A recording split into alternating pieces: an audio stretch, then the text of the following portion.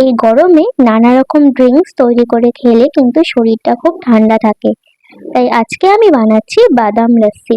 প্রথমেই মিক্সিং জারে দিলাম টক দই, আর এই টক দইটা কিন্তু ঘরে পাতা হয়েছে।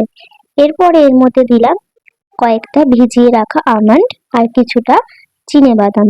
এর সাথে পরিমাণ মতো চিনি আর লবণ। জল ছাড়াই কিছুক্ষণ মিক্স করে নিলাম, আর তারপরে অল্প পরিমাণে জল দিলাম যাতে বেশি পাতলা না হয়। তারপর ভালো করে মিক্স করে তৈরি হয়ে যাবে বাদাম লস্যি।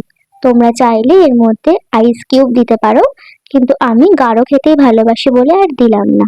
এবার লস্যি কাঁচের গ্লাসে সার্ভ করে নিলাম। আর দইটা মিক্স করার আগে ওপর থেকে কিছুটা সর আমি তুলে রেখেছিলাম, সেই সরগুলো দিয়ে দিলাম এই লস্যির ওপরে, আর ওপর থেকে দিলাম কিছুটা বিট লবণ। ব্যাস রেডি আমাদের বাদাম লস্যি। এই গরমে তোমরাও সহজে লস্যি বানিয়ে বাড়িতে অবশ্যই খেও। That's it.